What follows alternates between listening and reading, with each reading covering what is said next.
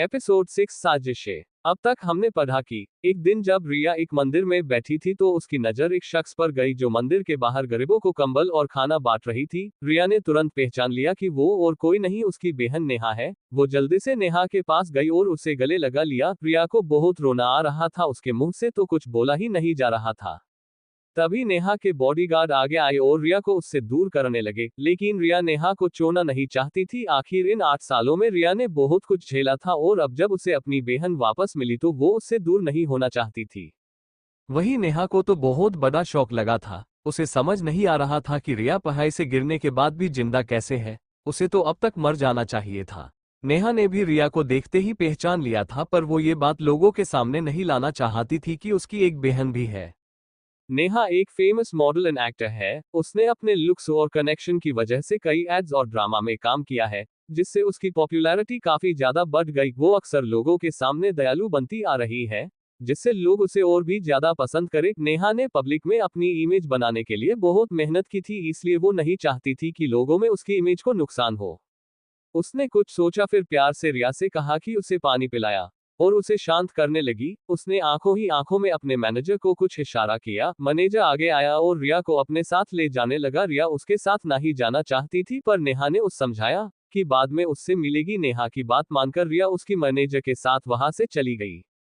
नेहा के फंस तो उसकी और भी ज्यादा तारीफ करने लगे कि कैसे उसने एक पागल भिखारी को गले लगाया। नेहा भी फंस के ऐसे रिएक्शन से बहुत खुश हुई, पर उसके अपने दिमाग में तो अभी रिया ही चल रही थी। उसे सबसे पहले रिया से बात करनी थी। वो नहीं चाहती थी कि रिया उसके रिवल्स के हाथ लगे, जिससे उसकी इतने सालों की मेहनत बर्बाद हो। उसने अपने फंस को बाय कहा और वहां से निकल गई। उसे बस रिया से सब कुछ जानना था।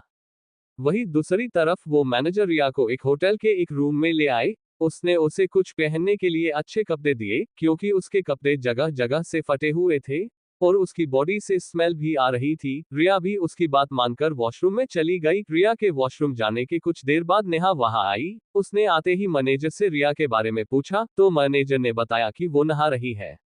नेहा वही सोफे पर बैठकर अपना फोन चलाने लगी। 1 घंटे बाद बाथरूम का दरवाजा खुला और रिया उसमें से बाहर आई। दरवाजा खुलने की आवाज से नेहा और मैनेजर का ध्यान उस तरफ गया। मैनेजर को तो बहुत बड़ा झटका लगा। आखिर रिया लग ही ऐसी रही थी। अपने आप को अच्छे से साफ करने पर रिया बिल्कुल अलग लग रही थी। वो काफी खूबसूरत लग रही थी। हालांकि इतने सालों में जो उसकी स्किन खराब हुई थी, जिससे उसकी स्किन का कलर थोड़ा तन था, पर इससे उसकी खूबसूरती कम नहीं हुई। मैनेजर ने सोचा कि अगर ये भी मॉडलिंग करे तो कितना अच्छा होगा। नेहा को तो रिया की खूबसूरती से बहुत जलन हो रही थी। जब उसने पहले रिया को उस हालत में देखा तो उसे अपने लुक्स को लेकर बहुत खुशी हुई, पर रिया को वापस ऐसे देखकर उसे रिया से बहुत जलन हो रही थी। लेकिन कुछ सोचकर वो अपने चेहरे पर एक प्यारी मुस्कान लेकर रिया के पास गई और उसे लेकर सोफे पर बैठ गई। उसने मैनेजर को भी बाहर भेज दिया। नेहा के पूछने पर रिया ने उसे अपने साथ अब तक जो भी हुआ वो सब बता दिया। वो सब याद कर रिया को बहुत रोना आ रहा था। उसके आंसू रुकने का नाम ही नहीं ले रहे थे। वही नेहा को तो इन सब से कोई फर्क ही नहीं पड़ रहा था। उसके दिमाग में तो कुछ और ही प्लान चल रहा था। वो अपना झूठा प्यार दिखाते हुए बोली, तुम चिंता मत करो, जो हो गया उसके बारे में अब ज्यादा मत सोचो। अब तुम सेफ हो, यहाँ कोई तुम्हें परेशान नहीं करेगा। मैं हूं ना तुम्हारे साथ। मैं उन लोगों से तुम्हारा बदला लूंगी। उन्होंने तुम्हारे साथ गलत किया है, उसकी सजा मैं उन्हें दिलाकर ही रहूंगी। रिया को तो बहुत खुशी हो रही थी कि वो अपनी बहन से वापस मिली। उसकी बहन बहुत अच्छी है, अब वो अच्छे से रहेगी। उसे अब किसी चीज की चिंता नहीं है।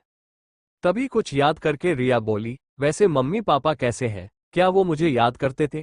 क्या उन्होंने मुझे खोजने की कोशिश की? ये तुम कैसी बात कर रही हो? वो तुम्हें बहुत याद करते हैं। उन्होंने तुम्हें कितना ढूंढा पर तुम नहीं मिली। फिर वो कहा है, मुझे उनके पास जाना है। ये बोलकर वो उम्मीद भरी नजरों से नेहा को देखने लगी। नेहा तो उसके ऐसे बोलने से हड़बड़ा गई, फिर कुछ सोचकर बोली, वो मम्मी पापा तो काम से दूसरे शहर गए हैं और भाई भी यहाँ नहीं है। जब वो लोग वापस आएंगे तो मैं तुम्हें उनसे मिलने ले जाऊंगी। फिलहाल तुम मेरे साथ मेरे घर पर रहोगी, वहां तुम्हें कोई परेशानी नहीं होगी। रिया भी उसकी बात मान लेती है। उसे तो अभी भी यकीन नहीं हो रहा था कि अब उसके दुख के दिन चले गए। अब वो भी बाकियों की तरह खुशी खुशी अपनी जिंदगी जिएगी। ये सब सोचकर उसके चेहरे से मुस्कुराहट जाने का नाम ही नहीं ले रही थी।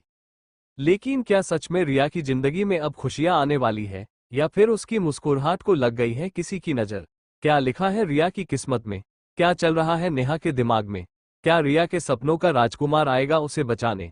क्या वो रिया को वो जिंदगी दे पाएगा जिसके लिए रिया तरासाती आई है? कैसा होगा उन दोनों का रिश्ता? उसके आने से रिया की जिंदगी में आएगी खुशी या फिर एक और दुख का तूफान? इसका क्रेडिट जाता है पॉकेट नोवेल रीडर पर। फिर मिलेंगे। लाइक करें और सब्सक्राइब करें।